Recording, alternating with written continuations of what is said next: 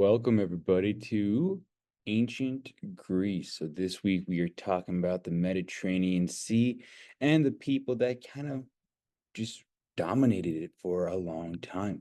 Now, when we look at ancient Greece as a civilization, two big things to know. One, until Alexander the Great, it wasn't really a unified nation, it was a bunch of small city states. And two, Greece itself was only around for like 500-ish years. But the civilizations that led up to Greece and the influence that Greece left was a lot longer. So when we look at this, the Mediterranean people is a great place to start. You can see how long it all becomes with the rise of the Minoan civilization. And that's our first little area. So you can see the Mediterranean Sea and the influence of ancient Greece at the height of its power. Because at the start, we have the island of Crete, that little purple island right there. And that's where King Minos starts the Minoans. There we see the labyrinth, the Minotaur. They wrote in Linear A, and we have no idea what it says. So the Minoan civilization was that first early, hey, we've got an idea on how to sail. We got this place, we got this idea of how to trade, and luxury goods start to kind of flow and go, and they're doing a really good job. So they were the original group, but we don't know much about them because we can't read their language. We just know when we talk about Greek mythology and the Minotaur and the labyrinth, that's where this comes from. Well, just like anything, once one team, like civilization, starts doing well, another's going to try to challenge it. And that was the Mycenaeans right here. They wrote in Linear B, so we can read it. So Minoan, Linear A can't read. Mycenaeans, Linear B can read. So we know a little more about them. That first European civilization, they settled in Europe and really began to thrive. The Trojan War kind of centers around because King Agamemnon, king of Mycenae, is that major king in that battle. So they were around for a very long time, and mythology continues to influence them. They were a warrior people, and they really started conquering everything and really showcase their strength and power. But near the end of Mycenae, there was this little dark age, and people kind of just fell off and they disappeared. And that allowed the rise of the Phoenicians. So you can kind of see the Minotaur and the people there, and then the big invasions and the expanse of the different people. So you can see why Mycenae didn't really survive after this, because all of a sudden all these other places are starting to really bring forth. And these mysterious sea people, the ones who disrupted Egypt, the ones who disrupted Persia in the Middle East, and the people who disrupted Mycenae have a lot of story that we don't really know who they are. But that dark age kind of quiets everything down, and then people start to recover, and the Iron Age comes, and that with it comes the Phoenicians. When you look at this is how their influence spread. It wasn't like the United States, a giant chunk of land and then spread out. It was a city here, a city there. And that influence was very great and even better because they had trade. They saw the Mediterranean as a tool, and they had those outposts everywhere. They lead to the Greeks, they lead to Rome, and they are the ones who kind of have that first known alphabet. They didn't really have vowels, so they're based on the consonants, based on that. We're able to piece things together, but there are still some words that are kind of harder to figure out.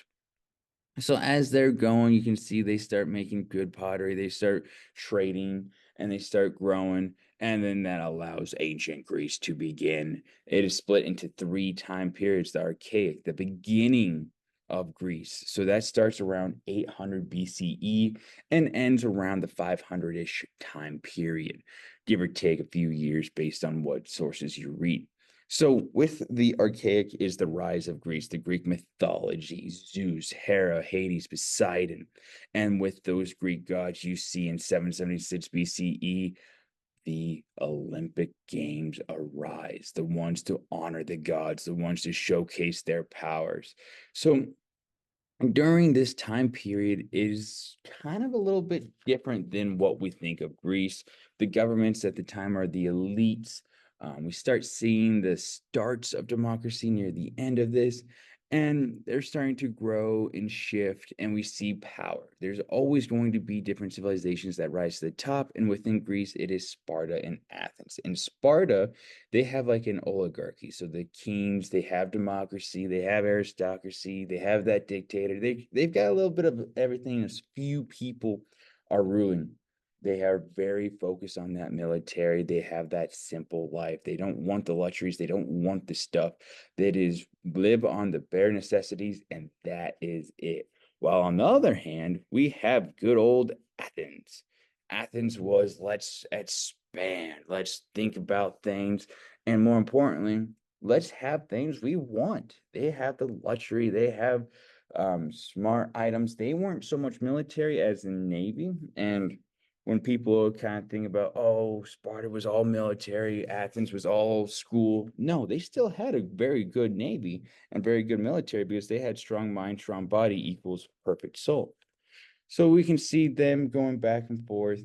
And with two major rivals, you're gonna get kind of some of those problems that arise.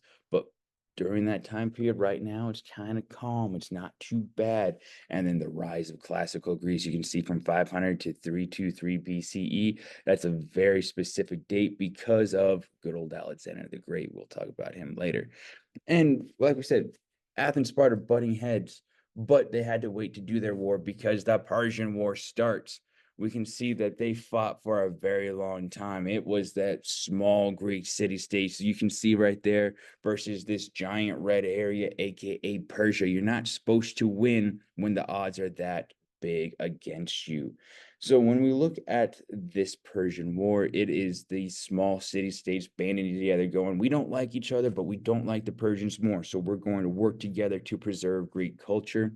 And they fought and fought, and they were just that pest, that pest. They kept bugging the Persians.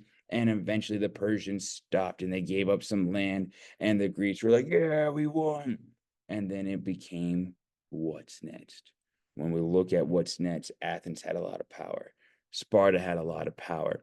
And that leads to the Peloponnesian War because they were so polar opposites. They could not handle being side by side. They could not handle being friends. They had to see who was better.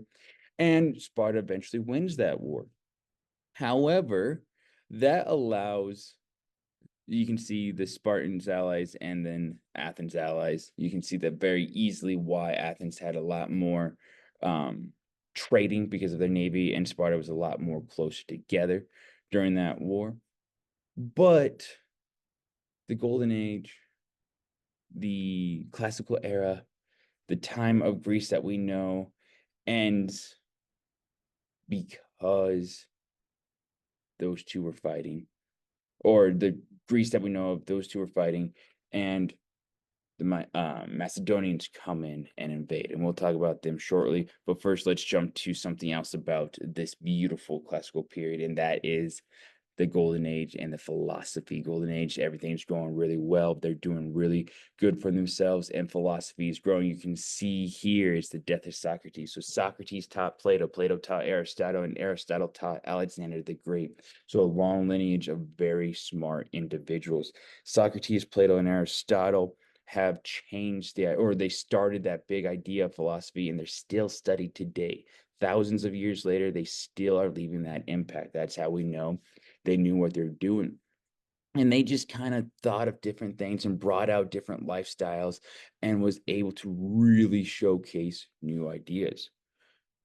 And as we kind of go through during the Golden Age, art was doing really, really well for itself as well. And they just kind of built the vases, built the statues, painted, had beautiful temples, and all that good stuff. Well, the Hellenistic time period, that was after Alexander's death. Like I said, we'll talk about Alexander and Macedonia in a little bit, but let's wrap up here with Greece. So Hellenistic meaning Greek-like. So that was when Alexander went out and conquered everything, and he really wanted everyone to be like the Greeks. So Alexander, not Greek, Macedonian. but he wanted that Greek culture. He loved what they were doing. He was very proud to have that influence on there and to be in control. So the Hellenistic time period rises and falls, and it's basically just that time when Greece is like, hey, we're not the most powerful, but we're very influential, and a lot of people want to be like us, so keep being like us. The Romans, who loved the Greeks and wanted to be like the Greeks, saw them, conquered them, and was like, yes, Greeks, you're awesome. But we're going to take what made you awesome, make it Roman, and it's going to be even more awesome. So Alexander the Great and his father, King Philip. So Macedonia was just a little bit north of good old Greece. So here's Greece, here's Macedonia. And King Philip rose to power. And underneath King Philip, Macedonia started to grow. They started to actually have a stronger military. They started to be more stable, more in control, and that allowed them to look beyond. So they take over some surrounding territories, and with the Peloponnese War, they see a very weakened Greece. They're like, ooh, I like that. If they're weak, they're easy to take over, and they invade, and boom, for the first time, we have a united Greece under a Macedonian leader. So all those city-states, they were competing. They were saying, hey, we're Greek in culture, but we're us in civilization, are now underneath the rule of King Philip. Well, in 336 BCE, King Philip dies. He is killed by one of his guards, an assassin with a grudge, and we're all kind of like, what happened? Because it was a very public murder. It wasn't like a secret thing. And a lot of people went towards Alex. A lot of people were like, ooh, I think it's the son. And in history, when a king dies suddenly, usually looking towards the sun is a smart idea. So there's no definitive proof that I have seen that Alex did it, but based on what we've seen, it's like, Alex, you probably did it. And so, what do you need to do when people are looking at you?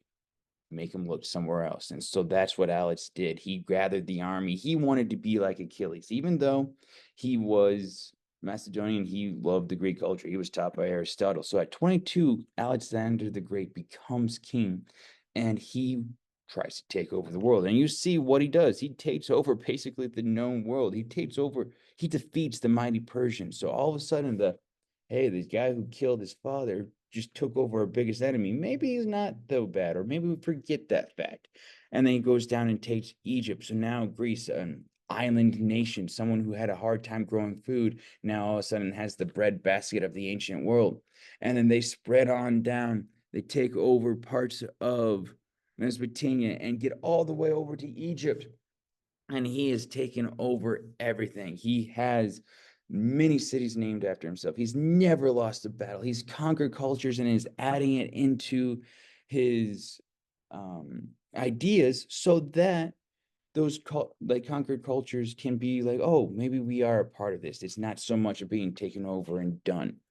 Well, Alexander the Great had a lot of problems, and one of those was part of his drinking, and he didn't do so well in the health department. So he dies mysteriously in 323 BCE. Now, why he died, we're not 100% sure. In fact, if we could find his tomb and like uncover his body, we probably would be able to tell more. But right now, from my research, we don't know how he died. He was very mysterious.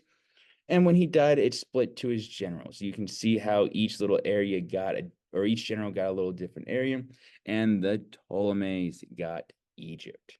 That Egyptian family is where Cleopatra comes from. So the last pharaoh of Egypt is actually a descendant of Greece and Macedonia. So that kind of wraps it up for this week. Those of you taking that college class, please note the discussion post is a little different this week. I need to see more of that writing style instead of just our discussion post. If you're watching this on YouTube, thank you so much. For now, have fun and good luck.